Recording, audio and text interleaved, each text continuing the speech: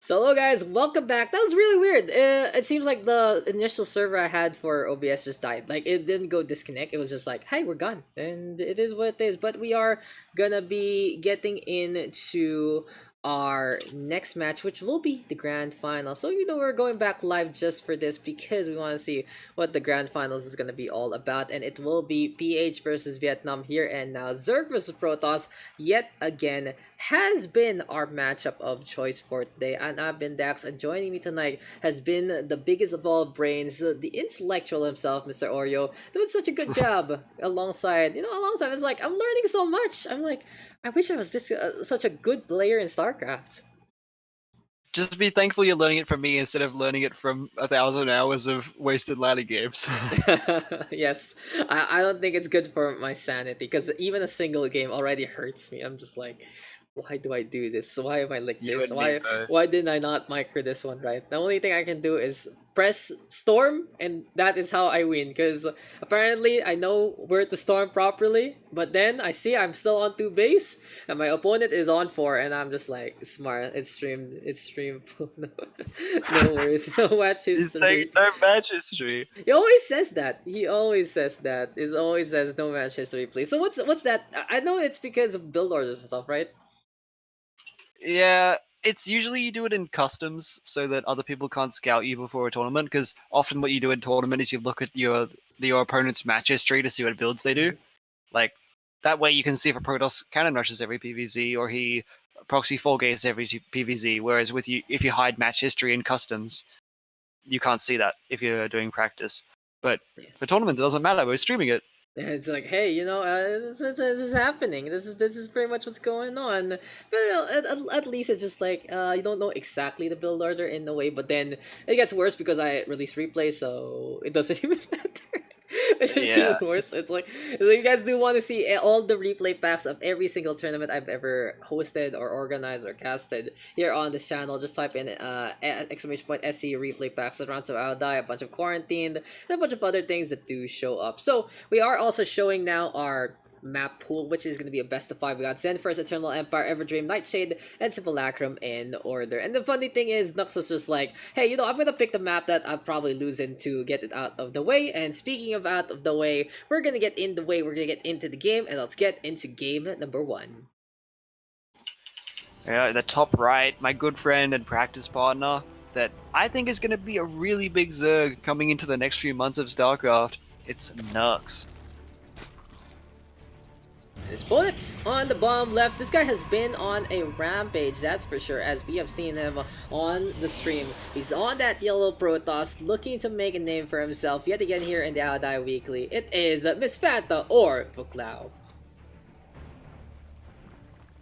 So here we go again. Grand finals time here, Oreo. We are gonna see PVZ again for some weird reason. Apparently, it is the matchup of choice, which is lovely to see. We don't see too much Zerg right now in GSL. It was only one representative, and that was a heartbreak there. Usually Zerg we also see on the EU region, and well, PVZ. It's a great game. It's also a great matchup. And I just like it. I like how it plays. I like to see how these two races go unfold. And what do you think though is gonna be planned here between Miss Fanta or Thuoclao versus Nux? I mean, I haven't seen Miss Fanta playing much that recently in the most recent Aldice. I'm not sure what he's been playing, but he's doing the same build over and over again. Maybe this is what he's been practicing recently, or he thinks it's like the best right now. But he's doing this 2 gate into expand, and we'll have to see how Nux responds in a longer series like a best of 5. If he does this every game, I'm sure Nux will catch on eventually and start to counter it. Yeah, exactly. Like, you can fool me once, shame on you. Fool me twice, shame on me. Fool me 3 times, I gotta know what I'm even doing by this point. And fool me a 4th time, well, I'm just a fool in general. That's pretty much it. So we will see what the plan is going to be, because we are gonna have, of course, our double adepts chrono boosted out immediately, and into the warp gate we go. So a little more standard in a way. We saw the main base wall up earlier on for Thuoclao, as he was kind of trying to hide that deck, but this time, since he already exposed his strategy in a way, he's just like, okay, I'm gonna play it standard, I'm gonna put the natural wall, and those adepts are going the wrong way. Okay, so he's gonna get the second Nexus though along the way, and Nuks in the meantime gonna be safe and happy to get his third. He's quite a macro-oriented player, right? Yeah, definitely. I've seen Nux cheese very few times. He'll only do it if he's in a series where he thinks his opponent is cutting corners, from what I've seen. So, like, if he sees that, let's say, Thuoclao is not scouting or something like that, then he might mix in a cheese. But at the start of a build order, or start of a series, I wouldn't expect him to throw in a cheesy build order. And you know what also is gonna be a problem with the build order? It seems like Thuoclao messing it up because his sentry was supply block for a little bit, and it allows Nuks to actually get one through to the other side and onto the main base. Vigo, only one sentry right here, right now. Can potentially go for the surround here for the Zerglings, but nope, the Protoss using those probes to go for some extra DPS. But even though it's only a few workers going down, that's a bunch of mining time hurting Miss Fanta along the way. Yeah, and usually those four lings are just to scout the tech. Like, you run them around the map to dodge the adept to see their tech. In this case, he also killed 2 probes, so it's really, really good stuff. And Nux, he knows it's glaives, and he didn't have to go overlord speed to scout it, so that's more money. Not only that, he kills 2 probes, so that's even better. So he's in a really good spot. Yep, seems like he went to the thrift shop and got the best kind of suit out of nowhere. Adepts will get surrounded in the grass. In the meantime, though, it is looking for the cleanup. He needs to focus fire on one of the Adepts, and they will be able to get on out. And the sentries are there in position as well. Nux, this one Zergling, he's vengeful. He wants to go for the kill. He wants it. He wants it so badly, but he knows he can't. It's okay. It's okay, Mr. Zergling. Pay attention to the rest of the crew, as you gotta pay attention again. Because here we go for the 100th time, hand grenades and dark shrines. Gonna be going for another play here on Zen. Yep, and it's gonna be the same. Glaives into DT build that if Nux was watching your stream or he knows what Miss Fanta plays usually, he should expect this to come. And we do see the lair started right on time. You need to start your lair around 4:30 versus this kind of DT build in order for your Overseer to be on time, so it's actually at the perfect time. He sees the Dark Shrine now and the Glaives. As long as he starts his Roach Warren, he's got it already. He should have Roaches in time and be able to defend this. Yeah, I would be surprised though if Nux actually did for a quick little scout here and there, because he's a very, very academic person. Really loves to basically study the game. If you watch him stream, he usually explains a lot of things. He goes back to the replay. He's that kind of guy who's like, okay, these small mistakes here and there from either me or my opponent, and what can I learn from that? So a very, very academic approach, and he's gonna go for Spore Crawlers as well by the book right now from Nux. In the meantime, they'll lose that Overlord, so he's gonna use the cycle to get more and more of that supply along the way. But honestly, for a Zerg player, he's gotten a lot of value so far, and I do feel like he's on a good spot, even getting that reconstitution for the Roach Warren. Yeah, and Miss Fanta's doing this strange build. I've never seen anyone else do this with Glaives, where they go over Observer before War Prism, and they don't try and hit a strong timing. Like, he's kind of doing his timing, but he's getting his Forge and an Observer at the same time, so it's going to be hitting with less Adepts than normal. Nux should be able to defend this pretty easily. Yeah, it feels like it's a little delayed with the Observer just being first in a way. Now, if he wasn't gonna go for an Adept push like this, or basically an all-in in a way, it would be okay. I would say it's a lot even safer, because you get a lot of information for free, and if ever something is amiss, you're gonna have that detection to begin with. But at the same time, if you are gonna go for something this aggro very early, then do it earlier, right? You want to get that Warp Prism earlier, you want to get those units in position, you want to get your Warp Cycles in a better cycle in the first place, in a better cyclical nature. And right now, he is going to be playing the hard road in the way with the Warp Prism, but I've seen a lot of discussion actually with the Observer going first over the Warp Prism, so I'm a big fan of it too, in terms of that information. But I do feel you do want to expand behind that, you do want to play into the more later game instead of going all in with the Adepts in the first place, because right now you don't have too many Adepts, and Nux has a train of fright and fights. These roaches are just an infestation that is looking to destroy everything that Thuoclao has known and loved. Yep, this is what happens when your build order is a minute and a half later than normal. Usually with the full gate Glaives, which is what Miss Fanta is playing, you start warping in before your Dark Shrine. He got his Dark Shrine really early. I think he actually cancelled this game because he got scouted, but the normal build hits at around 4:30. In this game, he hit it 6 minutes with the same amount of Adepts. That's a minute and a half of Roach production extra for Nux. He holds it easily, and now he gets to do a counterattack and cancel the third. And Nux is that type of person who will just basically bully you if you mess up your build order. It really feels like he is a test that you need to understand and study for. And it really isn't about him, it's about you. And then he will exploit that mistake that he do, and then he will just punish you immediately. If you guys saw the previous matchup that we featured of him versus Sleepy Dwarf, granted, of course, it's a big gap of skill. It really goes to show he just played by the book, and he's like, okay, your thing is not in position, your wall is not set up, and I'm just gonna happily put my Zerglings through to the other side. And right now it's the same old thing. He's just bombarding with the Roaches and Ravagers. We'll shut down the Warp Gate immediately. Here we go though with Mortals in behind, so at least Thuoclao has a little bit of fight in him, but he's losing ground, and Nux is just still keeping things up, trying to get rid of the wall along the way.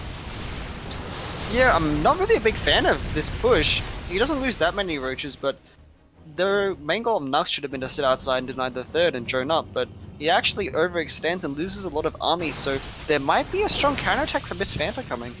And you know, at least the natural wall is gone, so it is going to be Thuoclao using that to move on through to the other side. He also has the Immortals in position right now, and they're not getting blocked by anything, so he's going to be able to back a punch in behind all of this. So, not really the best push there for Nux, I do say so myself. He's a little too busy trying to go for the pokes, and I wish he only stayed with the pokes rather than pushing on in, because he didn't really respect the Immortals in behind, and he got punished for it with the funnel to begin with. But by this point in time, Nux still going to go for the approach. We'll be sending a few more things over, but Thuoclao has that +1 and might be a big game changer in a matchup like this. Yeah, I really like how Nux is poking here. It means that Miss Fanta has less attention to do this prism drop that's flying around at the top side right now. But it also means that, like, Miss Fanta might miss his macro. He's not going to be as willing to go and be aggressive, which he probably should be when Nux is getting his Spire, his +1, and additional drones. So by being aggressive, Nux might be forcing mistakes. I like this one better from Nux. Instead of doing, it's just about being there. And the fact that Nux is poking with the bile and just look to scare his opponent is such a big deal in the forefront, because he knows he's ahead of Miss Panda right now. He knows he's ahead of Thuoclao, especially in terms of that macro. And if this goes longer and longer and later, and he's able to shut down any kind of drop play to begin with, he's just gonna run away with it and more. Yeah. Like the worker count difference, you can see it's 40. It's almost going to be it's 30 workers difference right now, and Mutas are starting. So Miss Fanta not making that many workers, and he's making Colossus. He's playing macro on a very low drone count, very similar to how Vivid played the previous game, and we saw how well that went. Yeah, you know, it really feels like when the shoe is on the other foot, that's where you suffer. Warp is still going to be on the side. Nux in the meantime going for the books with Queen. As we said though, we are going to see the Colossus here and now, but I don't think it's really going to help out against a composition filled with Roaches, Ravagers, and Mutas, to say the least. We'll see though what's going to be a plan here and now for Thuoclao. He's on 3 base right now, finally look to saturate and get a few more assimilators along the way, but it really feels like he's so behind right now on the economy, and it is hurting his army production. The one time he will go for a fight, that's pretty much it. It's a whole shebang, and he doesn't even have enough of that gas to reinforce the crucial units that he needs. Yeah, his worker count is so low, but it doesn't look like he's going to be attacking it anytime soon, especially since I think he forgot to start his +2, because his +1's been done for quite a while, and it's only just started +2 right now, so Nux actually looking to be aggressive at the same time as his Mutas come in, to see if he can pull the Protoss army out of position, but he sees the high soccer count and he decides against it. I think he was using that +1 a while ago to be confident to go for that 3rd base, but now he really needed that number count because he's expecting the +1 on the other side, so he's gonna go for the later +2 because of the economy. If you pay attention to his minerals and gas, it is always on the low, and granted that's always a good thing to be low on minerals and gas, but it's not really by his choice. He needs to go for the production, and he needs to just get as much money as he can, but with only 52 workers compared to 77, Nux can go en masse and more. It really feels like it's a cash and carry system where he can just go all the way to Walmart and buy every single thing off the shelf. Here we go though with the Archons out in front that are hallucinated. Banelings though forced on the other side. Viles now trying to connect and break through a few things. Good hold here for Thuoclao, but at the same time that's energy going to waste in the end. Yeah, very little force field energy left. I think there's maybe 5 or 6 force fields. That might not be enough if enough Banelings get morphed in and we see the huge bank of Nux. If he can force another engage before the Protoss army gets to his side, he can remax again afterwards. And that's going to make it really hard for the Protoss to get damage. And you know, the macro on the best Zerg players are always the most commendable, and that is how they eke out as well as squeeze the best of the best from this race. This pretty much goes to show why you don't see Zerg too much on the lower leagues, because when you are on the higher end, you just rank up so quickly when you just maximize everything you can do with Zerg. That is where you can truly shine. But you know, it's really interesting right now. If you notice how the Korean scene, it really is a TVP setup. But on the way in E, you got basically the big bada boom boss himself, Cyril, all the way up top, and a bunch of other Zerg players who are so good in that region. In the meantime though, Nuks right now is shutting things down. It seems like though a clash can be in order, and Nuks will play it safe and will retreat. I really like these decisions from Nuks. Surgical strikes is such a good way to impose on your opponents. Yeah, he takes up the 4th base. He might even force an all-in from Miss Fanta, who is just setting up the 4th base again now, but his economy is so low in all of these games, only on 50 workers. He's hoping that he can max out, and when your worker count is low and you max out, your army is much stronger just because your army supply is higher. Yeah, exactly. It's like usually it's 80, 120 on an optimal world. There are a few players here and there to go 90, 110, especially like there's 100, I believe I've seen that build before. But if you're on that low worker count and you go 50, 150, sure, you're gonna have that bigger numbers, but it's pretty much the show for you. If you go for a trade, then you're gonna lose out because it's gonna be a bigger 200 on the other side. But if you are able to play it really smart and play it safe, then you are gonna have the advantage because you have such a big, strong army composition to boot. And I feel like for Protoss, they are the most likely to do that, especially with force fields, especially with Blink Micro. There are so many big ways to deal about it with movement. And one thing that Thuoclao has done has been sending those Blink Stalkers on in, but as we say that, he goes for the snipe, and immediately Nuks goes to the punish. We'll go for this round in behind. Banelings right now getting the smash on, and the Roaches going to push on forward yet again. Blink Stalkers in behind, leaving the Colossi alone for themselves, and everything getting torn apart at Asim. Nuks is happy to take this trade and more because he is winning out in value, and he is the first class country into this one, imposing whatever that he wants. The trade deal is going all wrong. Territory being taken here and now, and Nuks is just pushing forward to break every single thing that Miss Fanta has held dear. But at this point in time, Stalker's gonna get pushed yet again. Here we go, more and more reinforcements. Nuks gonna beat it back, but here comes the Zergling wave on the other side, and it is Thuoclao holding the line, but Nuks has the biggest bank in the world to really invest in a full generation or two. At the same time, the mute is coming into the natural and just distracting the Protoss to warp in Stalkers. Like, Nuks is playing out of his mind right now. The Baneling connections were so good just because the Protoss keeps warping in hallucinated Archons to soak up Baneling hits, but the problem is instead of warping in these Archons, he could just be using that energy for force fields. I believe for an Archon I think it's 100 energy, which is 2 force fields.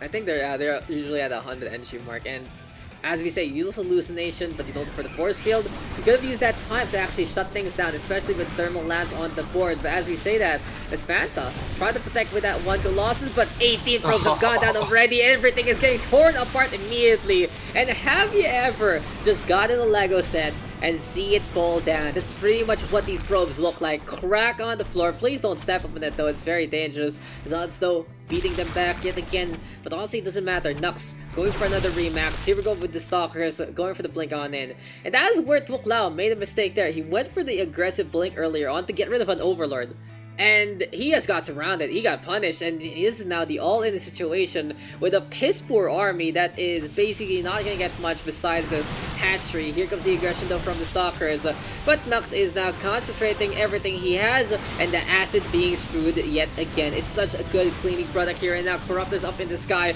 Mila is gonna be there as well, and we can really see the punishment from Nuks shutting down whatever Miss Fanta wants to do, and this has to be game. Yeah, just the constant remaxes from the Zerg. If you just stay on this low worker count and you play on an all-in army, as soon as you lose it, you're done. The Zerg has a huge bank. He's on 80 workers usually. He's lost a few to the Adepts, I believe. And as soon as your Protoss army goes down, the Zerg still has 5k in bank. 15 probes also going down. Here we go with the push yet again. Zergling's gonna be out in the front. Here we go, the Banelings going for the chase. And that is GG. Well played there to Nuks. Really, all the bases secured, all the bases covered. I also want to commend him getting Adrenal Glands. Low key, that that upgrade is something people forget about. Like everyone knows it's good, but if you're gonna have that hive, you kind of forget about it because you don't touch that spawning pool anymore. And it really goes to show the know-how, the knowledge, and how complete Nuks can be. He will take that first game. Good defense though from Thuoclao in many situations, but it really was just an overwhelming force from the Zerg Swarm.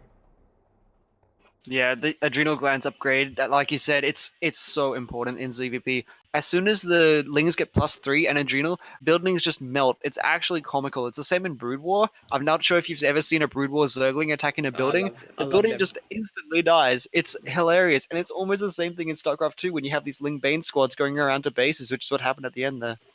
Zerglings are really scary in Brood War. It's like, hey, or we're gonna just destroy you with these units immediately, and it's the only way I knew how to play Zerg back in the day. But we are gonna be getting into game number 2 right away, and that will be Eternal Empire, I believe, Mr. Oreo, as well as Miss Fanta. We're both needing to accept the lobby in because we are really going for the fast track here and now, ladies and gents. But Nux, he said it himself. He's gonna pick a map that he feels like he's gonna lose, and he takes it. Takes care of business on Zen, and now we go into Eternal Empire, and with a very, very macro-focused way of going about things, I do feel like Nux might have another advantage in a bigger map like this. Yeah, definitely. I would always favor the Zerg in the bigger maps, especially when Protoss is playing these glaive styles that are more aggressive. Usually, these kind of styles are better on, Zen, Nightshade, the maps with the shorter rush distance, and on Eternal, where there's usually only one entrance if the Zerg walls the other one. The glaive builds aren't as successful. Yes, exactly, exactly. And hey, it really is just looking to get the punch, get the surround, and that really is what the Zerg Swarm is all about. When you have such a strong concave on and you basically destroy every single bit of the opposition, it really goes to show the might of those numbers. But apparently, you're playing now, are you? You're playing now. Oh, Good let's sub, go. good sub, good sub. Oh my god. Nuxen, let's go. Big sub energy right now. Pog, let's go. I win. even even the admins are in it. They're like, okay, we're allowing this. Can you guys tag team? You and Nux and you tag team. Who is the lobby? Who is the lobby? Who is the lobby? I'm not Dong the dong. lobby. I'm not the lobby. Wait, what's going on? Oh, it's even okay. Okay, who lobby? Who's the lobby? Okay, we're good. We're good. I'm very confused sometimes. But yeah, that's one thing about this game. It really felt kind of weird to get into how the chat system works here in StarCraft 2. I was so overwhelmed with having everything on one panel. I'm just like, what the hell? There's Yeah. so many chat channels. Like it takes a while to get used to, but now we're ready to go. And speaking of ready, whoever is the host, let's go! Eternal Empire! It takes us an eternity to get into the game, but it's okay, because this match is really bringing in a lot of hype, and it's so fun to see the Aodai. It really is just, hey, these players, they might make it big one day, especially in our region, so pay attention, check these guys out, and we'll see what's going to be happening into the future. So Eternal Empire, though, going to be our matchup. ZVP yet again for the umpteenth time today, but it is fun. It's fun. I do enjoy seeing a matchup like this. How about you, Oreo? What's your favorite matchup in StarCraft 2? Well, favorite to play is ZVP just because I never lose, but Ooh. uh, and that's not even a brag. Like I just always lose ZVZ and ZVT. Recently not so much ZVT, but ZVP has been pretty easy because you can kind of spreadsheet it. I'm not sure Mm-hmm. if you're familiar with the term, where it's Yeah. like, yeah, you just write down every response, and then you look at what your opponent does, and you just counter their response, and then you win. And if the Protoss doesn't play super well, it's pretty easy to get wins like that, and that's how I've been getting my wins. So, favorite matchup probably ZVT because it's so dynamic, but favorite matchup to play is definitely ZVP. Yeah, okay, cool. My favorite matchup is PVZ because I'm a Protoss player, so yeah, it's still this one. I love seeing this. I also love seeing this matchup. I love Terran, but actually love seeing them TVT instead. But we forgot a little bit of something, because introducing first on the bottom left of Eternal Empire, one map ahead, our Filipino Zerg. It is gonna be on the blue color of Nux. It's bullets. And the top. Mhm. Oh, Go take it. should I Take it. introduce? No, take it. I was just like, it's I thought do you got it? No. Sometimes Okay. the latency. I blame the lag. Latency. Okay. All right. In the top right, the yellow Zerg. I mean, not Zerg. He's not Zerg. He's Protoss. Okay, take The two, yellow take two. Protoss. Mhm. The yellow Protoss from Vietnam. It's Thuoclao. Yes, sir. And here we go. Eternal Empire. Map number 2 out of 5. Here we go. Yet again, another go in the Odai Weekly. And, it's another go. It's another game. And we go again. And I'm just happy. We get some really good StarCraft here on the SEA scene, as we are gonna do the hatchery first, then into the pool. Pretty much standard stuff here for Nuks. In the meantime, well, what do we have here from Thuoclao? We'll go for the 2 bases. We'll go for the 2 assimilators as well. And the thing to note, he's only going 1 gate, 1 core this time, so it might be a little different. Not the adept shenanigans, but as I say that, we already crowded boost out the adept for the potential defense. Yeah, this time no more 2-gate. Miss Vander's no longer messing around. He's gonna do his normal build order where he just goes glaives, it looks like. So it's just gonna be the 1-gate expand. Nux is gonna go for the Ling run by like normal. This Ling run by the way, is only done by Zergs if they don't go Overlord speed, because usually if the Protoss doesn't chrono a second adept, the Zerg Ling will get in time to get past the first unit. But as we see, Miss Vander actually blind countering the Lings. He's gonna keep his adept at home. This is really rough for the Zerg. That goodbye to the Zergling, has to run on away, and just that is just game knowledge there for Miss Fanta right now for Thuoclao. He just understands that how will the rotation work, and he basically just gets in the way immediately. A very quick update there onto the glaives. It really goes to show that he's going to be going for that focus. In the meantime, Stalker going to be looking to play the defense and will shut down Overlords for the scouting, because if the opponent doesn't go for the Overlord speed in the first place, don't need the Phoenix to go for the chase down. You can use the Stalker instead. Just fend them off along the way. Yeah, and with the Stalker, it's going to be so hard for Nux to scout. He probably will have to play a normal macro style where he gets his Rotoron at 340 to be safe with an extra gas. So it's usually decent versus Glaives, but not the best response compared to the first game where he knew exactly what was coming. Yeah, information is key sometimes. So speaking of key, on the main base we go. We got an adept looking at in position. Spore Crawler gonna get built to save the drone along the way. In the meantime though, the Zerg is gonna go on in. Beautiful mineral positioning though from our Protoss player. And there we go with a few cancels here and there. 2 drones plus around 18 times 2. So around 136 minerals going down the drain there for a single adept. Not too bad. Yeah, definitely not too bad. Oh, was it a single adept? Did the other adept get out? I thought he said in 2. Oh yeah, he did send in 2. I guess only. Yeah. So okay. So yeah, you're right. I didn't actually see the first one die, so I was a bit confused. But I'm a little confused. Yeah, you're right. like they both get cleaned up. Yeah, I think the Zerglings got them actually. So, in terms of that trade, I guess of course Nux winning out ahead because he didn't lose those drones in a way, but not too bad there for our Protoss. You know, math is hard sometimes, and you know you might look very smart and try to do computations on the fly, but then you realize that there's a whole X, and that is what grade school and high school is all about, ladies and gentlemen. You know, find X, and apparently X is all the way on the other side of the map. And speaking of the other side of the map, here we go again. We got the Dark Shrine.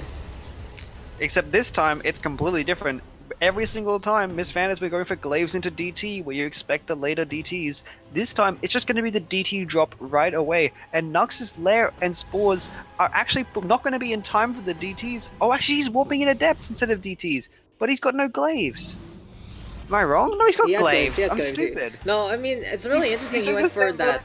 Really interesting he didn't wait it out for the DT, but he does want to force Nux to respond in a way, especially invest in trying to take down the Adepts and then allow the Warpers to fly on in instead. The Lair Tech is not done yet, but he already has a Spore Crawler onto the third base as well as that second and the main. So there is a little bit of that detection there, but at the same time, the DT can shut them down if used correctly. Good positioning though for Nux with the Overlords. DT is already warped in to the Prism right now, and is going to looking for the load on out.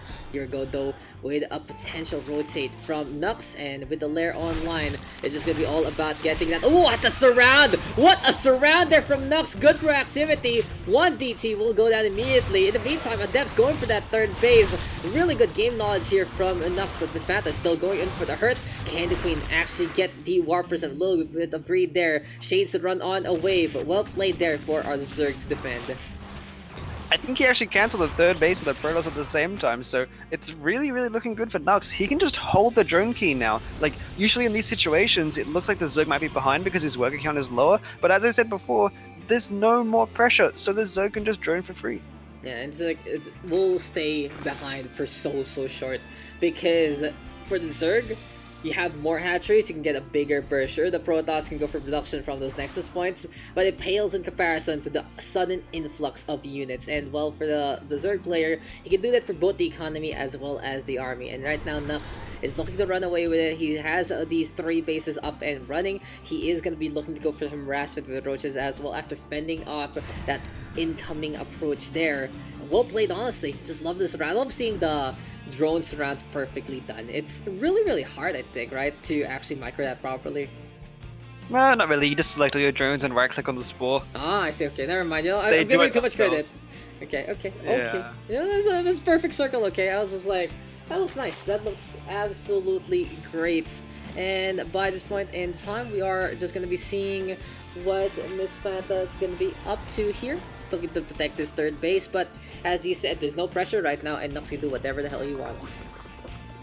Yeah, and you can see he's just droning and teching up. Like, he's going to take an economic lead, and there's nothing the Protoss can do about it. He just didn't get enough damage done.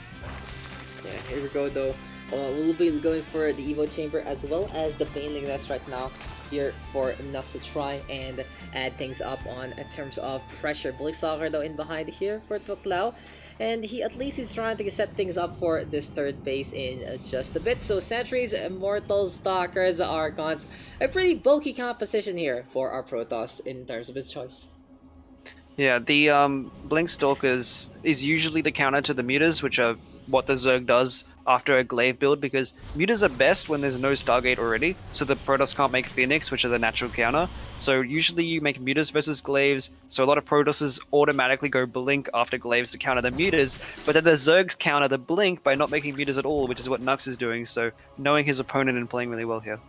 Not the lack of doing something is the best counter. That's pretty much it. Anticipation only works if your opponent does do the thing that needs to be done. And well, for now, Nux is happy to stay on basically these Roaches and Ravagers and look to add things up with the Zerglings as well as the Baneling. So a very ground-based composition here for Nux. He is going for that 4 bases. He did lose a bunch of drones though all the way on the other side, especially on that natural. But well, for Nux, even though he loses out in terms of those workers, he's still in a very safe spot to go for the drone in yet again, and it's kind of slows him down, sure, but I feel like Nux is pretty happy in terms of his position because he's shutting down these DTs every single time. Yeah, 4 free DTs is very nice. Remember, that's 2 Archons that basically just got lost for free. It should be so easy to hold this push for Nux now, as long as his whole army's together, he doesn't engage too soon. Yeah, just be careful though, force fields are in position. There we go, the ball in response. He might lose his hatchery here from the concentration fire, as we do see Thuoclao hang on the right hand side. Here we go though with the ball being tossed yet again. The sentries will be able to avoid it at the last moment. The hatchery will go down. Rulings are there to tag things up, and Nux looking for a little bit of the advantage there with those temporary units. It gets a few more hits along the way. +1 right now online for those melee weapons for Nux. In the meantime, for Miss Fanta, ground weapons is a go. Army count though pretty even, and honestly for Thuoclao, wouldn't be surprised if he goes for more and more of this commitment if he's able to get out of harm's way. Oh no. An overextension from Nux, so he loses like half of his army there.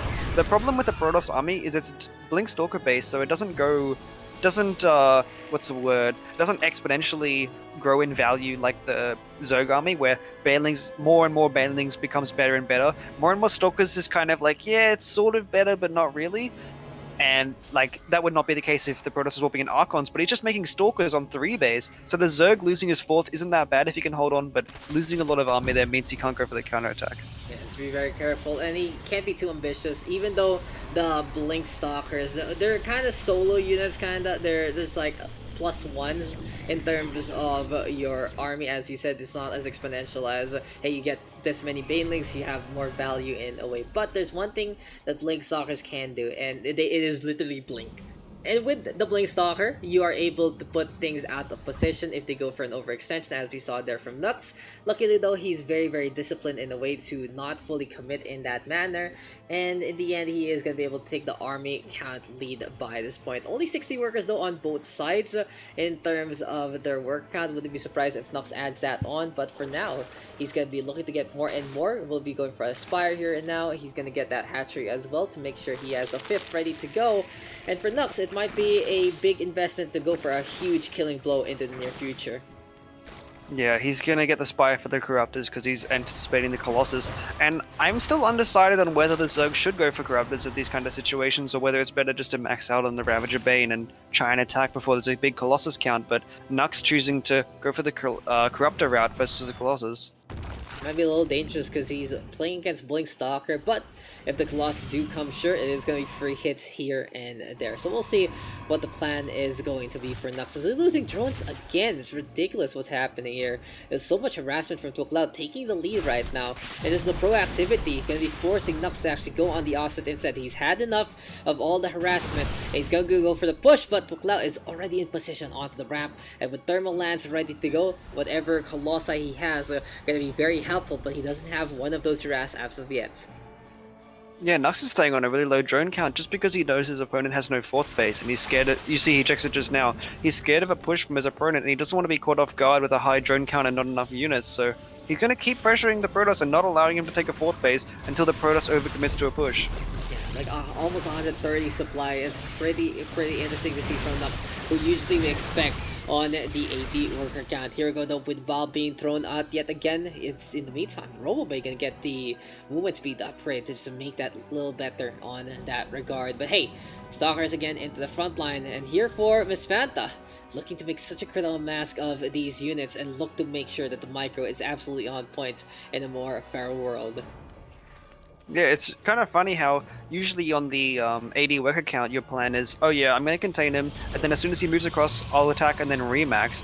Whereas with the 66 drones, not so much, but because the Protoss has been so relaxed this entire time, he's actually had a lot of time to make a bank, and it's almost getting to that point now that he's made more workers, he'll be able to remax after the next fight. Here we go again though. It seems like Nux looking to really shut down these outside bases, force his opponents to starve up on those 3, make that 2 when the main base is gone and already filled up with dust instead of minerals. Here we go though with Blink Stalkers, beautiful force fields to fend those banelings on away, and Nux right now gonna be retreating, pretty much the job done already, making sure that 4th base isn't gonna go online. Yeah, these trades are worth it for Nux. Sure, he's losing maybe 20 banelings in these exchanges, but that's more than worth it for cancelling the 4th base over and over. Eventually the Protoss is going to start mining out, and even though he's only got 60 workers, he's just going to have no income. Yep, from 3 base to 2 basically, that's what's gonna happen there. And Nux is just playing it so surgical again. It really feels like every little cut that he does is an incision to remember. It is absolutely pinpoint, and right here, right now, he's staying on the low ramp, making sure that Miss Fanta will go into him. Stalker will get blinked immediately. I like how he's going for a little bit of that bait to make sure if the attack happens, the banelings are gonna go for the Stalker instead. But High Templar right now gonna be into the field, and I do believe they do not have a size storm, so they're gonna be turned into Markons immediately. Oh, here we go, we're going to an engage. The banelings start rolling in. There's no force fields in this army, only 1. The banelings get huge connections on the Colossus, and it's actually a decent trade for Nux, even though he will get pushed back. Another good trade there for Nux, really getting so much value with the Banes, and it was just such a simple push there. Nux not really overextending, not really overcommitting, he just got so many kills, he just made sure those Banelings do make it onto the other side. And those suicide units really getting some value here, and therefore the Swarm Sidestorm though will be going online very soon here for Thuoclao. In the meantime, here we go with the Zergling run on by, and it might be the same situation. The Warpin though, absolutely perfect point this time. Zell gonna be in the way, held position to stay alive. And by this point in time, it is Nux looking to make sure that these Roaches and Ravagers are going to get some value before their expiration date is passed. Oh, the Banelings start rolling in. The Archons get really good hit on the Banelings. All the Banelings go down. There's still a big Stalker count, and there's only Roach Ravager. And all the Corruptors are going down too, so the Colossus might be even stronger if he starts to make them. At the same time, there's a Ling run by at the 3rd, starting to kill the Cannons and loot dying to the Zealots. He'll have to go home and try and remax, but that was a really big victory for the Protoss. Yeah, he was able to defend that so well and just held the line as much as possible. So kudos to Thuoclao, able to really keep things up. Nuks in the meantime still staying on the Roaches and Ravagers. And as a Zerg player, Oreo, what really is that point in time where Roaches just don't cut it anymore? Pretty much the entire game, honestly. Unless you're playing Roach Ravager, you should pretty much have no Roaches in your army because you want them all to be Ravagers and the rest of your supply to be Banelings. The thing about the Zerg army is even if it says 200-200, it's still getting better the longer the game goes on because every Ling is turning into a Baneling. The army value of the Zerg army is always going to be higher than the Protoss if the Zerg gets left alone long enough just because they can keep making Banelings. So you actually want no Roaches and only like maybe 10 Ravagers and the rest Banelings, and then the army is unkillable. Yeah, it's true. I really have seen the value of the Ravager in a way. Roaches, they do have an expiration date, and it kind of lasts like just very short. In the meantime, when you're playing Ravagers instead, these things are pretty much good every single time. Bal is just an amazing ability, and you just have a few characters here and there that really make the Ravager a better unit. But by this point in time, here we go again with a run on by. In the meantime, Zealot's gonna get warped on it, and we'll move all the way to the south side base. And the pressure being applied here onto Nuks. Seems like though for Thuoclao, he's finally found a way to stem the tide, and he's going for the push all the way through to the tail end of this map. Yeah, this is when it starts to get scary as a Zerg player if the Protoss starts to get in, but he's actually turning around because it looks like there's a run by going to the 4th base with a rich gas, and it's just going to be Lings. They're going to try and cancel the base, but it's so good just because Miss Fanta's pulled all the way back and he can't overcommit and try and take a fight where he might have the army supply advantage. Yep. Best way to deal with a Protoss is to make sure that they don't fight ever at all. Make sure that they are playing in separated groups, just making sure that you can go for the cut. But for now, it is Nuks looking to go all the way to the right-hand side. Pretty big army by this point. Worker count still in his favor, but he's only on 1, 2, 3, 4 bases right now, with one of them barely having any minerals left. Yeah, and at this point, it's really hard to tell. I think Nuks is winning just because his army value is going to be so much greater with the Banelings, and there's still only Stalkers from Miss Fanta. I think, are there actually any Colossus left? There's 2 right now, so that'll be definitely a big help. We'll have to see if the Force Fields can land. And, wait, is Storm done? Yes, Storm is also done, so it's all going to be about the Storms landing, and if they do land, then the Zerg army is going to look very flimsy, and if they don't, the Baneling's going to crush in and destroy all the High Templar. Yeah, first storm already coming online. We still got a lot of them along the way. Here comes the blink forward. It seems like it's a bait and switch here. And now where the Banelings game popped along the way. Roaches and Ravagers going to go onto the high ground yet again. And Nuks beating on back. What a play there from Miss Fanta. Just getting the proper time and getting everything ready to go. And well, this is now the Zerg player put in a big spot of trouble in a way if, and only if, Miss Fanta can punish things with that big army. Yeah, I'd really like to see, and actually he's doing it just now, I'd like to see him just max out on Mass Ravager. If you look at Nux's gas count just now, it was at almost 3,000, and now he's making almost 30 Ravagers and spending it all at once. This is the greatest way to max out when you have a huge bank as the Zerg, because Ling Bane is actually very mineral costly. Like 2 Banelings cost 100 minerals and 50 gas, whereas 1 Ravager costs 100. So if you want to spend your gas quickly, making a lot of Ravagers is the way to go. Exactly. Here comes Nuks right now. Gonna be looking to just retreat for the time being. Seems like it's such a big push-pull between these 2 armies, and it really feels like they're just so shy of one another, so they're just going for sending love letters that are drops instead onto those bases. But overall, it really has been a very close matchup, and it has been very appropriate for these 2 players. Yeah, very close game in the finals. It's really back and forth. I have no idea who's winning, honestly. I feel like Nux should be in a good spot with his worker count, but at the same time, Miss Fanta's army value is going to be so much greater. Yeah, it really doesn't have too much army, so Nux will have to really make these Baneling hits count. Force Field is going to be there, though. Here we go with the potential surround, and such an interesting push. But beyond all that, with the Bile already gone immediately, here comes another wave of Bile, actually. Yeah, Protoss just can't walk down this ramp, but he's sending a Zealot run by, it looks like, to the bottom side to try and force his way down. And this great distraction target by Miss Fanta. Zerg was actually stopping Protoss from coming down this ramp with the constant Biles, but these Zealots actually let him come down the ramp, and there's a big engage coming. Let's see if the Biles can land. They kill an Archon, and some of the High Templar go down, and some of the Storms hit, but I think that's a good shape for Nuks. Exactly, and for Nux right now, he's gonna be looking to try and get some more of this value and shut down this unit composition. Again though, if our Protoss loses things out in a fight, that is gonna be basically game. They don't really have uh much of a way to go about things, but here we go right now with the Zerg. He's trying to move on forward. Stalker says no sir, gonna be keeping that door shut yet again. And 21 minutes in onto Eternal Empire, seems like really the late game is upon us. Yeah, it's funny, we're in the late game, but we still have these mid-game armies, because if the Zerg goes for Broodlords, there's still a chance that they'll die to just, as we saw in the last games, the Protoss just blinks under the Broodlords and you lose them all. It might be best in this case just to stay on Ravager Bane, which is what he's doing, and the Protoss can't really transition to Stargates and Carriers, because then he'll die to the Zerg, so it's kind of a limbo where both players are stuck on these mid-game armies in such a long game with and they both have good worker counts too. Anyway though, we are going to be seeing Miss Fanta right now roaming on around onto the southeast side, cleaning things up. And here we go with the position here for Nux instead. Make sure his creep is set up in a way to really go all the way to the other side. Boss right now looking to connect. And every single time that Nux is in position, really just beats back whatever the yellow Protoss wants to do. Yeah, and this huge army from Nux, there's no way that Protoss can take a good engage. He's still got a few storms left, so Nux won't be able to chase him, but if he overextends one more time down this ramp, there might be a good opportunity for Nux as he goes in right now. Let's see if the storms can land. There's only one storm. It gets a pretty good hit, but the Biles land. I think the Protoss army is trading pretty well, though. Yeah, they are able to sustain, especially with the Immortals in a proper spot. Seems like we only got one proper size storm there earlier on though, but by this point in time, we are going to see a ninja expansion here for Nux all the way on the Bond south side. It really goes to show though that, well, these guys have been so dedicated, but here comes Nux right now going all the way to the bomb right to make sure that's defensible. And in the meantime, here for Miss Fanta, it's looking to make sure that he's going to have a big army bulk get things done. And the 1DT pulling the Zerg army out of position again. This ramp has been a really contentious point of the map this whole game, where the Zerg's been trying to stop the Protoss from coming down, but now he's put out of position, the Protoss army gets down and he gets onto this base, but he doesn't want to overextend into the Zerg army, so he's going to start pulling back.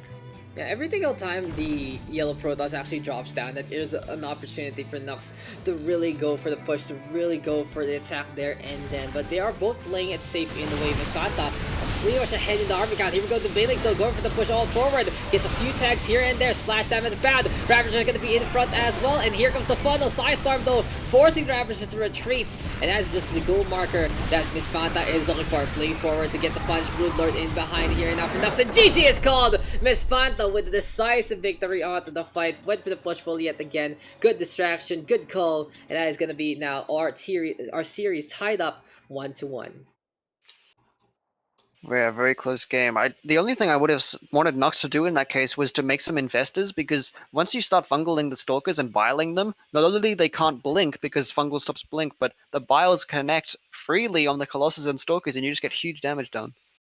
Well, it is what it is sometimes, and we are going to be getting into a third game in just a bit, ladies and gentlemen. But for the time being, it's going to be a victory there for Thuoclao, actually.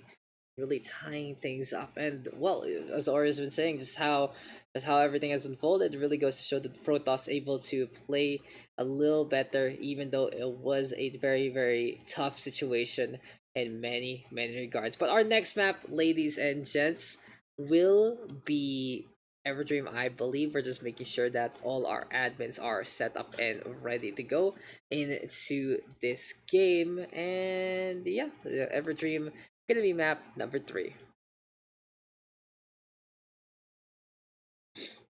Nuks and Thuoclao taking matches each so far. Really goes to show though that when we get to the Aodai at the tail end, it becomes very exciting. It gets really close from time to time, and hopefully all our players are set up and ready to go. So this does ensure that the map number 4 is going to be happening. We will see Nightshade right now. And yeah, so Everdream here, Oreo. What's the plan for these two teams? Well, Protoss is going to go for a Glaive DT build. Don't ask me how I know, I'm just a prophet. But I'd be surprised at this point if Thuoclao doesn't just go for the Glaive build again, because it's what he's been doing this entire time. I would be very surprised if Nuks cheesed. I think he's been pretty confident in his defense. It's just the macro afterwards that's been slipping, and the fights that he's been taking sometimes haven't been as good. That's true. That's true. It really goes to show this is decision making such a big difference there. And then, but here for Every, it's a little more streamlined, not as big as Eternal Empire, and it will be a way to see who can play the aggressor on who. Yeah, definitely Eternal is the game where you're going to be seeing these long games, and in that case, it was 26 minutes of mid-game armies crashing into each other, but not so likely on this map. I'm expecting maybe a glaive build into Nux defending and trying to go for a roach counterattack, and we'll have to see how it goes from there, but we're loading in now.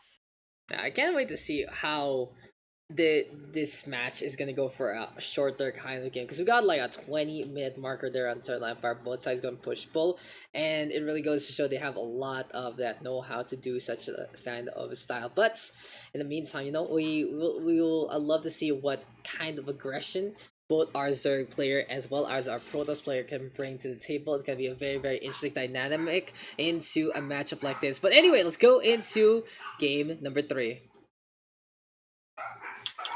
I'm not sure which player you're introducing because I forgot which number you are, but I'll assume it's the top right, where it's the Red Zerg, currently 1-1 in this series and looking pretty strong in the macro game, but slipping up slightly. It's the Red Zerg Nux. Don't worry, I got you. And I'm not looking at the right thing. I just zip all over to the other side like Superman. Except, I don't wear a cape. But, we'll see though if this is going to be a superhuman effort from the other side of Evertream. Here on the bottom left this time, he's running the blue Protoss instead. It will be Miss Fanta, aka Thuoclao. So another go here, Oreo. We go again into another PVZ. And well, seems like comfort is the name of the game for both of our players. Yep, just standard builds again. I wouldn't be surprised to see any crazy stuff coming out. Looks like Miss Fanta is not going to go for his 2-gate this time. He's just going to be going for the Nexus before core. And at the same time, Nux just playing Hatch Gas Pool just like always. Pretty much, that's a way he knows how to go about things, and it's a very, very safe way to go about his build in the first place. Hatchery first, really going for that macro. And what is the comfort? What is the comfort for a Zerg player? What is really the call to go pool or hatchery first? So pool first is usually to blind counter a cannon rush, where you'll go pool gas hatch, and that way you can get really fast ravages, and that's seen as the optimal way to play against cannon rush, where you get kind of a late pool, kind of a late gas, but you get it before hatchery. Whereas the hatch gas pool is better versus the macro play. Obviously the pool gas hatch not so much. Sure. It's like, hey, it's kind of a little awkward sometimes in how you transition in a few things here and there. And it goes to show when you really invest on one thing and forget about the other, it is a potential inflexibility that can kind of hurt you in the long run. But hey, Metabolic Boost now will be going online to Queens there as well. And what's going on here, Oreo? It's a Stargate. Oh yeah. For the first time this tournament, I don't think we've seen a single Stargate. Yeah, we have. Did we? We saw double Stargate. Oh, well, that doesn't count. I mean, That Stargate, count. like, one Stargate right normal away. Sorry, is what I Stargate. meant. I think we did, We don't talk but about that one. we don't talk about it. We don't talk about things. I feel like we did. Yeah. It was like 2 oracles, Did we? but I don't think. Oh, it wasn't Thuoclao though. It wasn't Thuoclao. It was Ranger. So you weren't there yet. You weren't there yet. Oh, so yeah, I I was wasn't like, there. so I was like, I was remember something, but it's like, oh yeah. So yeah, Ranger played a more standard Stargate, but in the meantime, it's finally gonna be Thuoclao whipping out the Oracle. Seems like this is the first time he's really using that unit. I think he turned on the advanced structures. He goes like, oh, there's another column here. Might as well. Might as well. Yeah, he just discovered the other game. That's why he made 2 Stargates, and he's like, wait, this is, like, I still won, but it could have been a lot easier. Maybe I should only make one of these buildings. Yeah, I'll need 2 of these. I can I can make it work with one. Don't worry about it. Ask me how.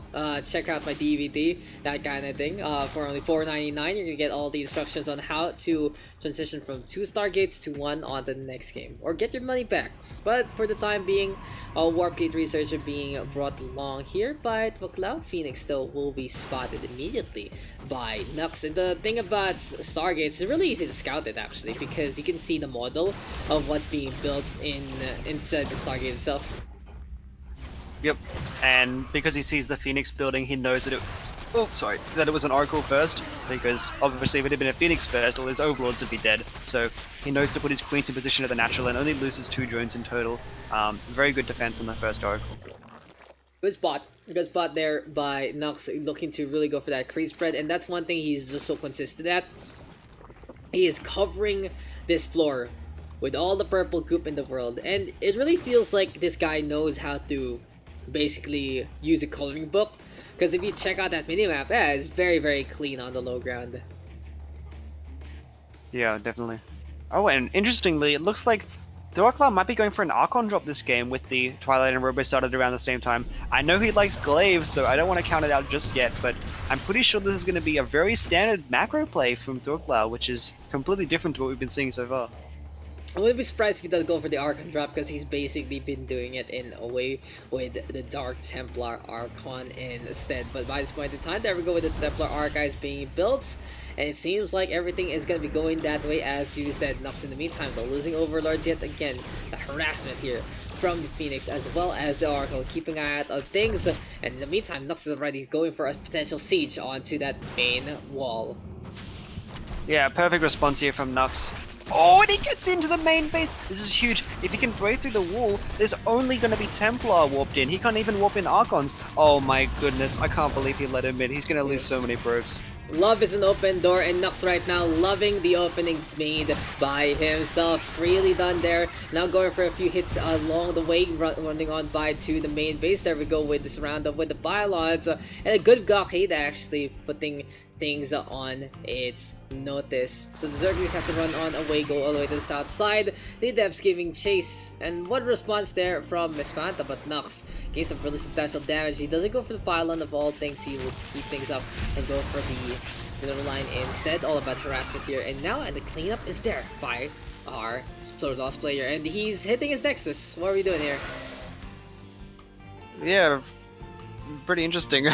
We'll big strat, mate. It's like, attack my own buildings, so I won't let you do so. But it seems like the strat right now is gonna be the charge slot Archon, I believe, with a few Immortals to boot here for Thuoclao. Yeah, the Archons finally finished morphing in, and this War Prism is going to be a little bit of a 1 minute late drop, which is not ideal, but those Lings really holding him back and forcing him to warp in extra Adepts. So it's not just that those Lings got cleaned up, but they didn't kill that many probes, which I thought that they would. It was a pretty good defense, but they forced extra Adept warp ins, and they forced the Prism to stay home. This is just delays the War Prism, so it should get way less damage. Yeah, we'll see if the response is going to be enough truly, because the Roach is already looking to concave onto the main base. Archon right now going for the focus fire. Here comes the Graviton Beam. In the meantime, all the way on the other side, it's going to be based on their attack. But every single bit, by broken bit right now, is going to be Nux looking to defend still all the way. Yeah, and Nux actually killing an Archon there, so a bit of miss micro by Miss Fanta. It's so nice for the Zerg. One Archon, it's just not threatening at all. Like, you don't really need to defend your creep as much since the Archon takes so long to kill it, and you can just drone it for free. Pretty much, it's like one Archon, it's just the DPS isn't there. You do around 30 damage if I remember correctly, and with drones at around 40, you do want to have 2 of them to go for the initial burst. It seems like it's the same thing for double Oracle in a way, even though the Oracle can actually just destroy anything on the ground with the pulsar beam that's light. But you know, just having that extra utility, having that extra little bit, helping things out. And right now, the Archon can be looked to help out the Phoenix and shut down that Overlord along the way. Can the War Prism though survive? It is going to be Nux backing on that all the way. Miss Fanta actually wasting an entire full chrono on his Forge. I think he thought he started +1, but he actually hasn't. So then it starts now, and he has to use another chrono. So this attack that he's about to do, it should actually have +1, but it just doesn't because he forgot to start it. So it's gonna be a lot easier for Nux, especially since there's one less Archon. Seems like it's been a little bit of a split up actually by some of our players in terms of that macro. They look like they're gonna be primed to do one specific thing, but they kind of forget about it or mistime it, and then it kind of changes everything that is going on in terms of the game dynamics. So it really goes to show the small things do add up and make a big difference, especially if your players are so good, especially your opponent on the other side. But here goes the push right now from Thuoclao. Seems like Daks trying to go for a response. We have Force Fields though to cut away a few of those roaches. Free kills there, but Ravager Cocoons are waiting on the north hand side, and these balls can be absolutely huge. Queen Zoe in position yet again. Ravagers right now going to be looking into the forefront, and will we see the Val beat sauce? There's a big deathball army right here right now from our Protoss player. Dux in the meantime though, keeping up with the blows, defending pretty well. He loses 2 drones along the way. It's going to be time for the push yet again, trying as much damage as possible. Ravager's going to be there again and again and again, and the DPS department though, but it's a reinforcements right now from Thuoclao. Nux might get caught out in the open here, and he's losing out in terms of the members. GG's gonna get called. Our Protoss will take another victory. Oh, an unfortunate misclick from Nux. He tries to bile down the prism, but all his units get stuck on the Protoss units. He actually just move commanded almost half of his army away. So very unfortunate at the end there. That's highly heartbreaking. But hey, you know, it is gonna be another victory there for Thuoclao, and he is 1 map away from taking this set. Yeah. Man, oh man. Man, oh man. What happened there?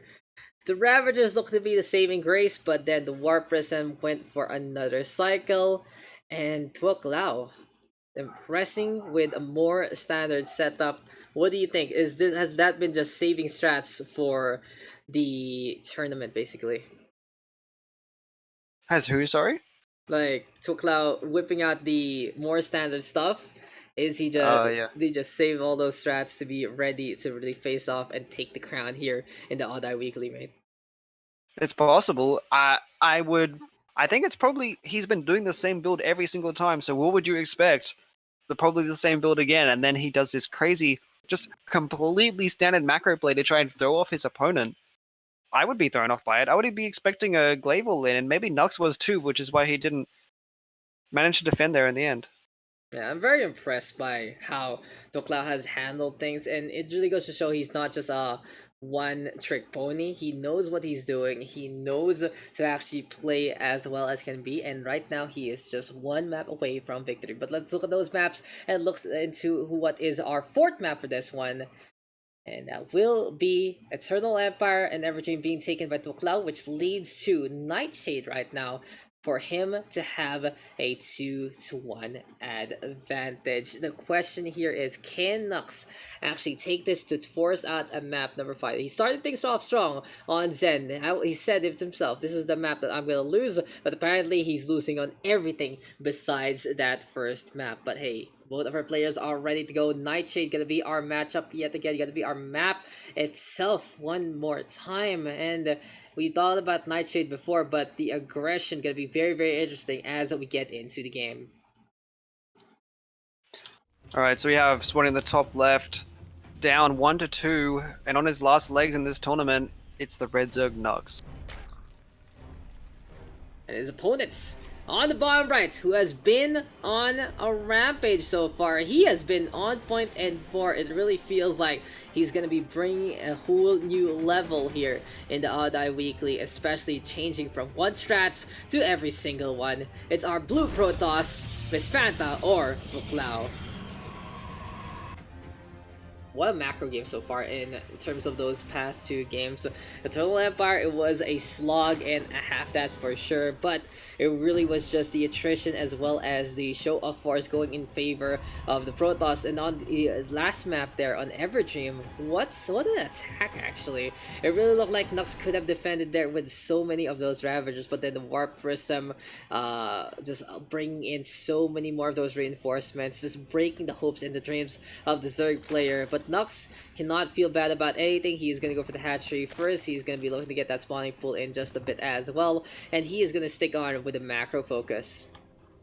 And Miss Fanta going back to the old style of the last few games where he's going to start going 2-gate again on one base. So he's going to go for this probably into glaives again this time, where he goes adept, and then he gets double sentry, but he might mix it up again just to mess up with Nux's head, because he's going to expect the glaive follow-up after this.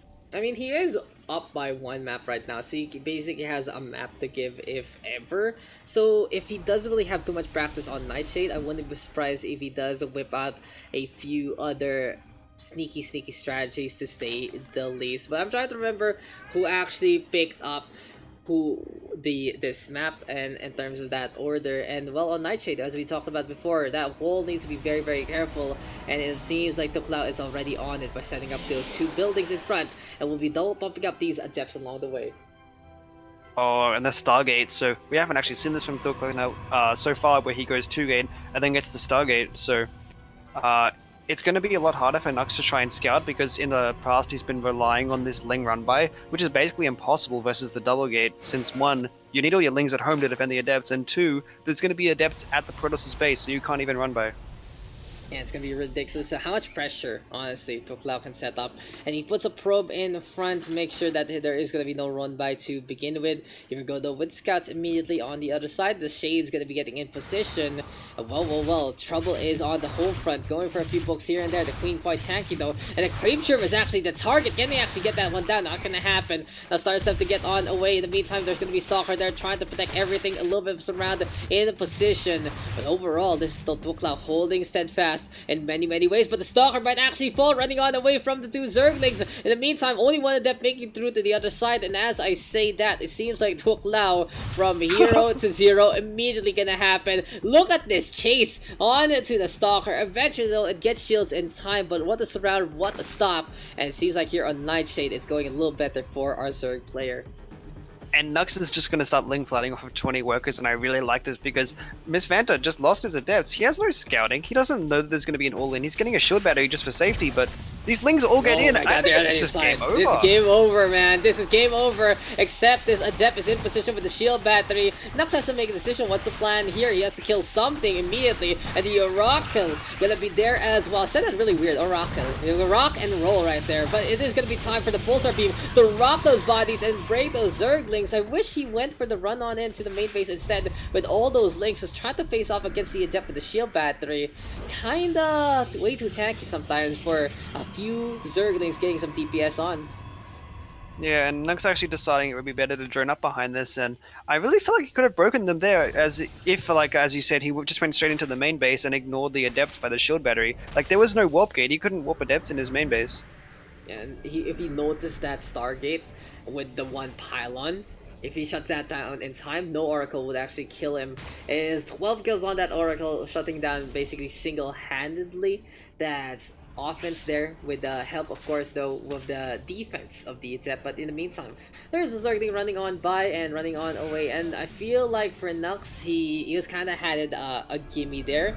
And unfortunately, he didn't take it. He wants to play it the hard way. He wants to go through the toughest and the most well-renowned path, but sometimes you just gotta take the wise men once say, you take those. We take those. We take those. We take those. I don't even know where that started, honestly. I just started saying it too. I remember there's a saying in Smash Bros called "We tech those," where it has to do with like a certain timing you can do, where if you press the shield button right before you hit like the floor, you do a roll. And it's called teching, and it's like a thing, and often people miss it, and then we say we tech those. So I don't know if that's where maybe that came from we take those. I'm not sure. I'm not sure too. But hey, you know, it's something, and now it's part of the culture. It's part of the sayings, and we'll be seeing a little more of that product culture with the rope facility on board. So Templar Archives yet again might be another one of those Archon drop plays, because it really proved superior last time there for our Protoss player. Apparently, I did mess up the scoreline real quick. Fix that up on to the other side. It is Thuoclao with a 2-1 advantage right now, ladies and gentlemen. My bad there. But drones are going down. Here we go with the Oracle hit squad. And when you have 1, sure, you have to get away from the Spore Crawler. But when you have some really good micro, and with 2, you can see how quick these drones get vaporized by those green beams. Yeah, and actually evening up the worker count, which is pretty good at this stage in the game.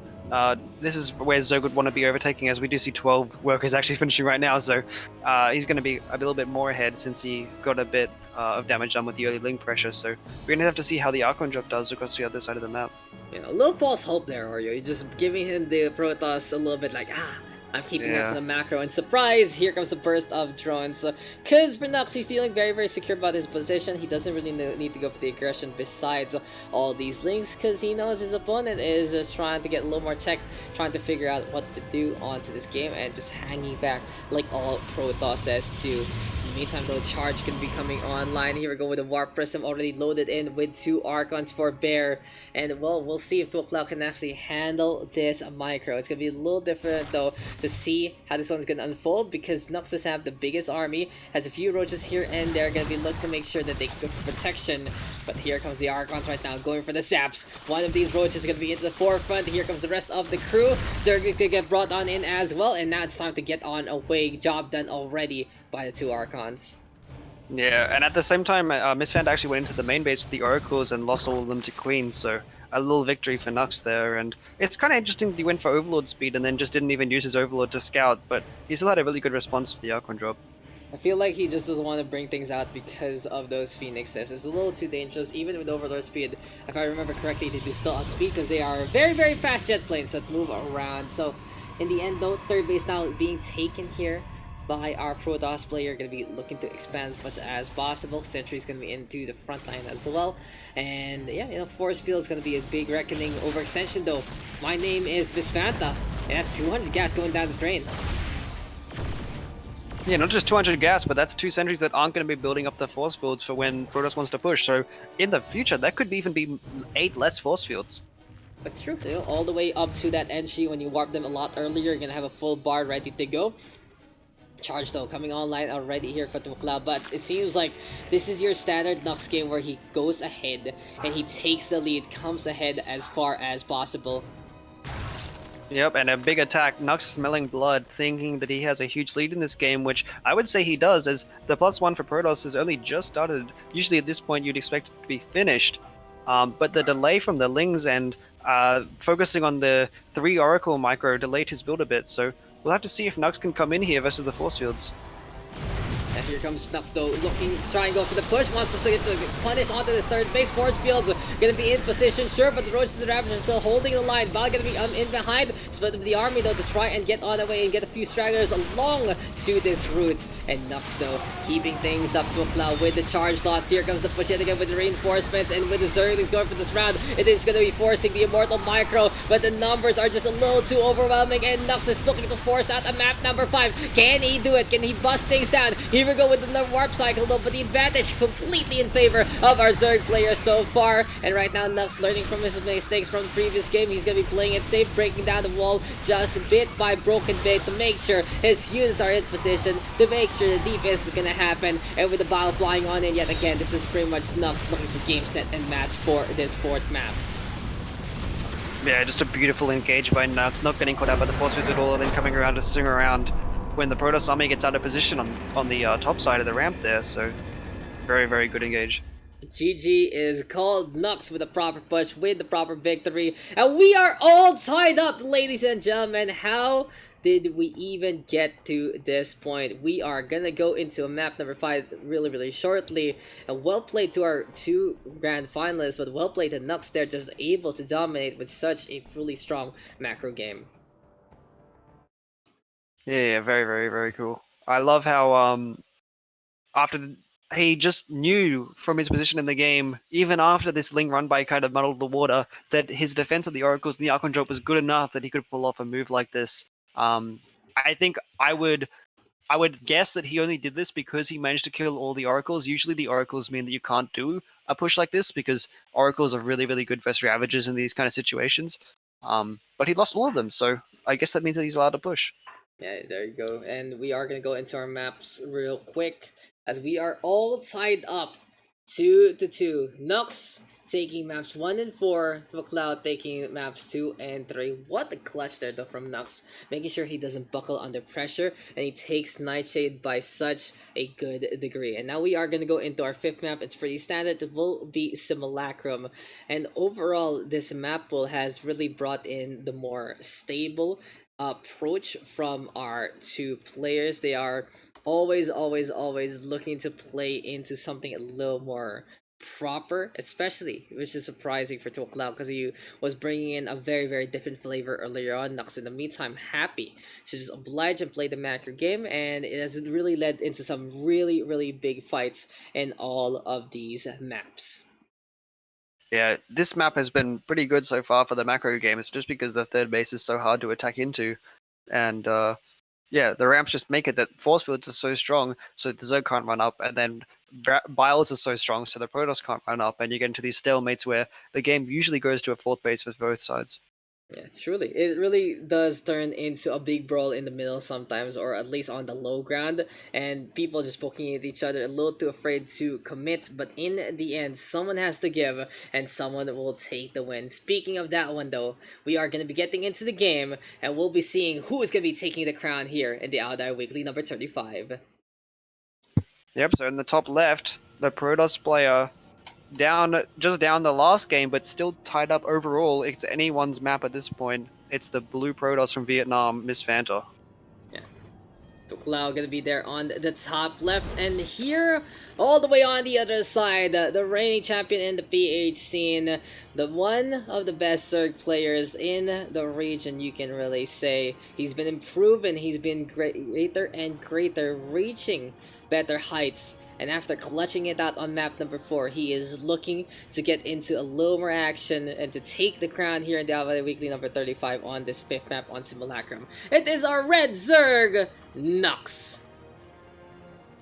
Fanfare about, ladies and gentlemen, and you are tuned in to the Outeye Weekly number 35. Thank you guys for joining our journey and joining our tournament. It has been an absolute pleasure to bring you guys the action and really show off with what SEA has in store for the whole global region. But by this point in time, it is going to be Nuks going for the hatchery. Will get scouted out immediately by Miss Fanta. There we go with the Swanee pool as well in behind. And of course, it's a pretty safe expansion here for our Protoss player. Yep, no more 2 gates this tournament. I was looking forward to another one just to round it off, but Miss Vanda has other ideas. Yeah. Looking to play that Nexus and looking to play into 2 bases immediately. Gateway into Nexus before the core. So it really goes to show he's feeling very confident with how the economic his opponent is going to be playing, because the pool is not done yet whatsoever. He can really set up everything he wants and more. Proper build order right now here from Miss Fanta, and I love how he's just timing things right to be ready for the future. And the proxy pylon in the top right from Miss Fanta. We haven't seen a proxy yet. I'm not sure if Ranger did, but in the games we've casted, we haven't seen one. Yeah, no, so is he going to be proxy Stargate? It has to be, right? That's my guess at least. And there you go with the Stargate, yeah, being tossed over. It's all the way on the north side, really going to be cutting at that travel time, which will be very interesting to see how that one is going to be unfolding, to say the least. I was expecting actually it will be a proxy robot, but then I realized maybe it'd be on to the third instead and really try to deny that at the very least. So yeah, Proxy Stargate to be hiding onto the corner, and we've talked about this before in Simulacrum. This is one of those maps where if you don't look at every nook and cranny, there's gonna be something waiting and lurking in the shadows. Yes, I think Miss Fan actually made a mistake there. He came into the third base from the top side with his probe, and I feel like that would only happen if you had proxy something on the top side, but Nux actually not sniffing it out and not checking up there, so it's gonna work out for the time being.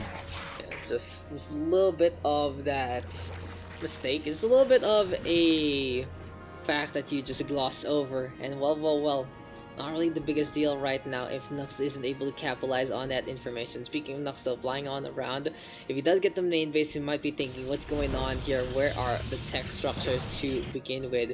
As this Overlord just flying, just chilling for the time being. Here we go though with the harassment from the Blink Stalkers, forcing the Overlords to back on out.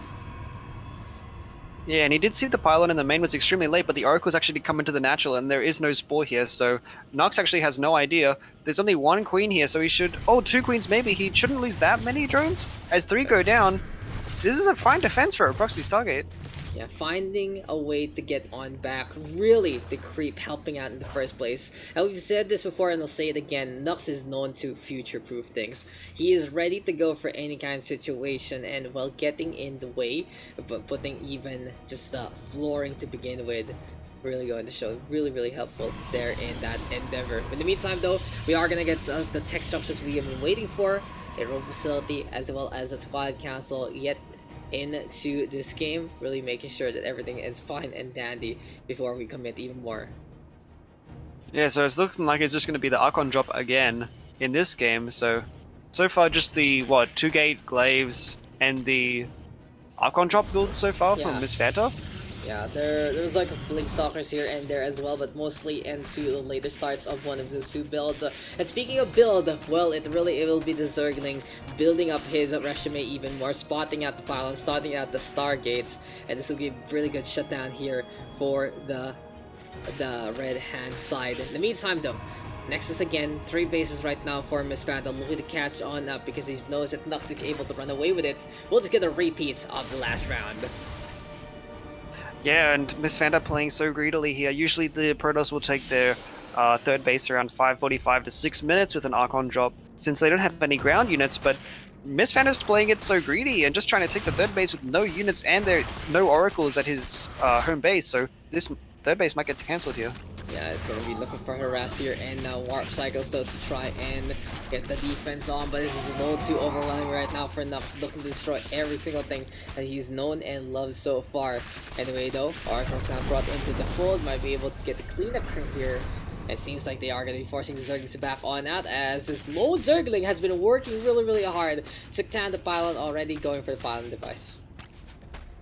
Yep, but this though it won't be used for the rest of the game, so I wouldn't be surprised if Nux, usually a response to proxy Stargate is you go mutas, because the Protoss no longer has a Stargate to make Phoenix, and it hurts them so much to make another Stargate on top of the first one just to make Phoenix. But Blink already starting, so there's going to be none of that. So we're going to see the potential Blink Stalker micro again to try and get those dubs, which is going to be really interesting to see, because it's very different from what we expect in many regards. But hey, it's still Nux scouting on the round in the middle, going to be looking to really shut down the Stargate up on top. It's not even powered anymore, and for Miss Fanta, he just basically gonna be taking a little bit of a break, sitting down and just checking out what is to offer. And speaking of the sit down, it's those Archons being humbled, squeezing on in inside the Warp Prism again. Yep, and Nux is going to have enough roaches to defend this, so it's all going to be about how much creep he can that he can deny for his follow-up push, which I'm sure will come when +1 finishes as his Forge starts now. Yeah, Zergling's gonna be running on around again. The meantime, it really will just be all about what Warp Prism and what it's up to. Onto the main base we go already, going for the hampers, going for the roaches. They're pretty clustered up as well, and it's free kills here, and now with the splash damage.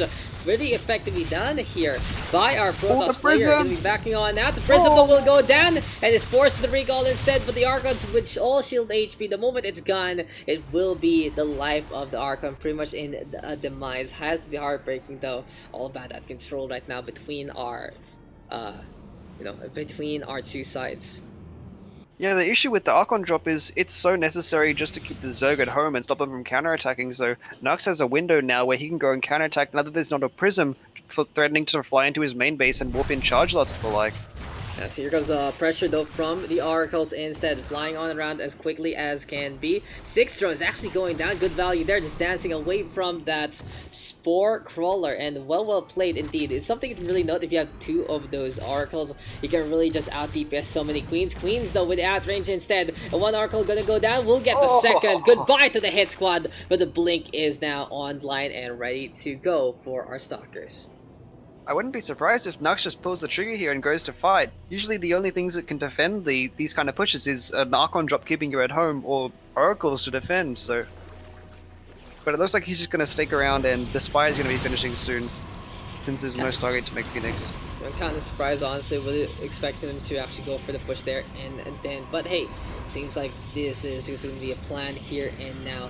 As more Summonators now being brought along into the Protoss fold, in the meantime for our Zerg really just adding up more and more onto the set. That was so funny. If you look at the zealot right outside of Miss Fanta's wall, Miss Fanta thought it was a charge slot and shot it with his whole army, which is why it has such low health. Sorry, not a changeling. It's changed thing. You know, sometimes you don't know who you really are inside. And apparently that Zealot is one of those guys who said, no, hey guys, it's me, but still gets punched in the face. Well, a little bit of comedic relief there, but hey, it really is just all about looking for some value. Miss Fanta, though, will get this warp person spotted. The Zealot's trying to get on away. It might be a fruitless endeavor, though, because these things can really shoot into the air, and the Mutas is having a field day to break everything they've known and loved. Yeah, these mutas already paying for themselves. You could lose all of these right now and it would already be worth it, just because of how much map control this now gives the Zerg. He's no longer afraid of a prism, he's no longer afraid of an attack, just because there's going to be no prism with the army for a bit, so he can just drone up for free and tech up where there's going to be no threats. Yeah, it really is gonna be something like that. Just have to pay attention, honestly. You can't just really just let things be in to begin with. But here comes another blink forward. Nuks gonna lose one of these mutas, but at the same time, taking the attention away. And Zerg is gonna be running on in, but on the other foot though, it really is gonna be Thuoclao getting in position already down below. And just surprise, surprise, the timing is completely on point. And onto the brave base we go around looking for surround. Yep, and Protoss caught completely off guard here. The Zerglings are going to town in the third base as the Banelings start rolling in. There's no storm or splash damage here, only the Archons are here to actually kill the Banelings, as not many probes actually went down a good pull away from Miss Fanta, so his fight didn't actually go as badly as I thought it would. Yeah, and even though with Nuks has a few units there onto that third base, we already see the Zealots making sure that everything is protected and ready to go. Fourth base now being built up, and well, we might be here for a long haul again, ladies and gentlemen. We've seen them go the 20-minute mark and beyond, and if they are going to be playing the same old dance again, I wouldn't be surprised if we make it to that point as well. Yeah, I'm not sure about Nux continuing to make mutas here since he knows his opponent's on mass Blinkstalker. It can work if you have mass muta out, but when there's this many stalkers, it's going to be so hard to get any damage done. I would much rather see him put all that money into Banelings and try and just kill him straight up before Storm comes out. Yeah, Banelings could eventually get some value there and then, but in the meantime, here we go, the Blink Stalkers one more time.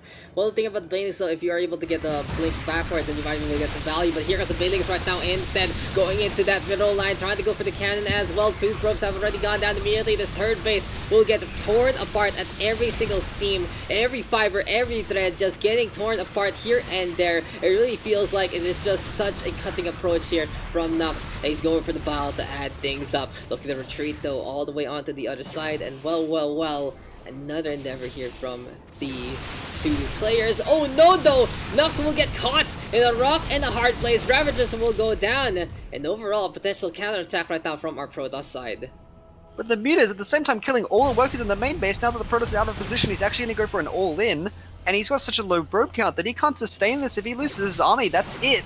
If Nux can just defend this, he's going to be in such a good spot, as his mutas have killed all the probes. He's going to pull them back now and hope that he can take a good fight. The Banelings roll in. There's a good blink back. The Archons soak a lot. So potent, and there you go, damage being done on all fronts. Colossus trying to stay alive. Stalkers right now blinking in behind yet again. Mulas flying on around. That is going to be one. Two Colossi falling on over. Immortal quite low as well. But in the meantime, Nuck's going to be hanging on back, playing safe, because he already sees Thuoclao getting on away. Oh, it seems like this game is not done yet. It should be a pretty good lead for Nux just because of the worker count, but yeah, it's not over. Miss Fanta still has an army, and he's going to start warping in slow zealots as charge only just starts now. Nux has a pretty good window where he can go for a counterattack and hope that he can get some damage done now that he has the army lead. And the charge shot is something that keeps getting forgotten, honestly, by Thuoclao. It feels like his timing there is kind of really off, and he needs to pay attention a little more if he's going to go for that upgrade to begin with. Well, he might want to get it at an earlier time because he should be future planning here and there and not just living in the present. But you know, it really goes to show the mechanical nature and just how great he can be at StarCraft in terms of analyzing a few things here and there. Brutalisto go for the hits against the photon cannons right now. The War of Attrition truly to just get attention on the way, because Nux right now with a bigger army onto the high ground, falling on in immediately. Yeah, I'm just using the mutas as a distraction again to the fourth base, as you said, and he's actually making additional mutas now that he sees Miss Fanto is focusing more on the charge lots and the Archons, and it's going to be a much easier time to outmaneuver the Protoss army, whereas when there's Stalkers, it's a lot more maneuverable. Wouldn't be surprised though how that this one's gonna unfold as here we're going more and more of those banelings coming into the fray. +3 right now for the melee upgrade, gonna be pretty potent to make these Zerglings as strong as possible. Anyway though, in behind again, Muleless. All about that harassment, and it really goes to show when you get something screeching in your ear, it has to hurt in so many ways. Yeah, and then Muta's getting to the main base again, and the Stalker Warpane's probably just going to get cancelled as he goes for the Pylon. Nope, he's not going to go for it. Stalker's coming to the main base, but at the same time, a big Linger by at the third base. Zealots get warped in, but the entire army is here, and the army of the Protoss, the fourth base, is out of position. There's going to be a big engage now. There's still no Storm done. The Banelings roll in. The Archons aren't in time to get in front of them, and Nuks takes a really good fight. Yeah, Nuks is just pushing forward, and he has such a big advantage. Those roaches literally face-checking everything that they want, and +1 gonna be online very soon. It seems like for Nuks, he's maximizing value in all fronts. Mutalism onto the main. There we go, the aggression onto the most southern, onto the most lower tier base though, and in this instance, +1 right now for Nuks gonna be going online. Third about is fair play. These are gonna back such a big clutch with that +3 online coming very soon. It's +2 right now, but it seems like it's all they need, because Nuks is just going ham and breaking every little thing that Thuoclao has. 18 army to 108. GG is called, and our Zerg player is our champion for this edition of the Aodai Weekly. Wow, extremely decisive push there from Nuks at the end, just absolutely destroying what the Protoss had. After his mutas did so much damage in the main base, and with Protoss was forced to all in, he managed to take a good fight, and then Protoss just couldn't rebuild. Yes, it seems like for Nuks, when he is able to get ahead on that macro department and stay in so many ways with the way he knows how to play, then he is just able to dominate every single bit into this set. Well played there to Nuks, congratulations. It looked really dicey after losing the second and the third map in a row, but he was able to clutch it out ridiculously on Nightshade, and here on Simulacrum with a very decisive victory. So another crown going over to Nuks. I am just very proud of this guy, really putting in so much effort in the StarCraft 2 scene. And before we go for some closing remarks, let's look at that map pool yet again, because Nuks celebrating that 3-2 victory. Zen, Nightshade, Simulacrum all taken there by Nuks, Eternal Empire, and Evergreen taken there by Thuoclao instead. And I do want to ask Oreo, what do you think Nuks did onto those last two maps that really changed the tempo to go in his favor instead? It looked like he didn't commit as much to fights, which is what I really wanted to see. He was more of a pokey style. He went for more of the harassment and the run bys. Like, he was attacking where the Protoss wasn't. He was using distraction squads to get the Protoss out of position. Whereas in the previous games, he was taking more of the head-on fights where it was more likely that he could get force fielded and just killed. So I think in that game, he was just a lot more patient. That's true. I really see the value there, and more of that push-pull that we were talking about from the first and second games that really turned Nuks to be so good on Nightshade executing, on Simulacrum keeping things alive, and it was such a multi-prong attack there on Simulacrum. Every single angle, there was something to watch, and in the end, we can only focus on one common denominator, and that was Nuks. Yeah, just everywhere. Well played there. So it was been an absolute pleasure, ladies and gentlemen. It has been absolutely great. I do want to ask Oreo though, what has been your favorite match and or game so far in this edition of the Aodai Weekly? I think it was that Eternal game between Nux and Miss Fanta. Like, honestly, I'm a bit sad that my boy Nux lost, but it was such a back and forth game. I couldn't tell who was winning at any point during the entire 26 minutes of it. It was just Stalker Colossus versus Ravager Bane Corruptor, and it was anyone's game. It truly was, and it was just so impressively done there by Nux. Seems like a lot of things are happening at. Oh my god! Something's been happening today. My conditioning is going on the fritz. The dogs are going crazy. The cat's going crazy, and life goes on. But that is what life is all about, and that is what StarCraft 2 is about. It was some really crazy builds there from Thuoclao, honestly. Really impressive with how he plays some extreme aggression that changed so many different factors in so many ways, but then he also brought in that more standard approach that really surprised so many people into the tournament, Nuks included. But Nuks has shown his growth, has shown how well he can really play, and he took map 4 and map 5 in stride to take this championship. So congratulations to Nux winning another one of these Audai weeklies, and it has been a pleasure to bring you guys the cast. And Mr. Oreo, it's been so fun. I've learned so much from you and just hearing about your insights onto the game, and I can't wait to do this again with you. Yeah, likewise. I've learned so much from casting just from listening to how you talk, and it's been amazing. I love casting today. Yeah, you just talk about things, mate. He's like, this is what's happening on the screen, and you think about something else. 1+1 = 2, and boom, shazam, you're good to go. And you got your plays, you got your analysis, you got your color, you got everything that you need, and we got a beautiful game to enjoy, ladies and gents. What StarCraft 2 is all about. It's all about the passion, and it's all about what kind of action we can bring you all. 1v1 coming to its purest form, and it becomes such a hectic affair. But it is gonna be time for us to call it a night, ladies and gentlemen. It seems like the second stream, it's like an hour and 33. We took so long, and time flies when we're having fun, and I really expect this to go all the way there. But again, guys, it has been an absolute pleasure. If you guys want to check us out again, well, you can just follow the stream here at twitch.tv/DaksPH, and you can check out Oreo here at twitch.tv/Oreo_SC. If you do want to get a link onto that, just type in !caster. He has been such a pleasure to co-cast with, and really goes to show when you know so much about the game, you can really bring so much to the table. But thank you guys for tuning on in, and it's time for me to grab some dinner. It's time for us to call it a night, and this has been the Audai Weekly number 35. We'll be seeing if we can do another setup, another session into the near future. But for us here on to this stream, I've been Dax, he's been Oreo, and we're going to be signing off for the night. Thank you guys for tuning in. We'll see you guys next time. See you guys.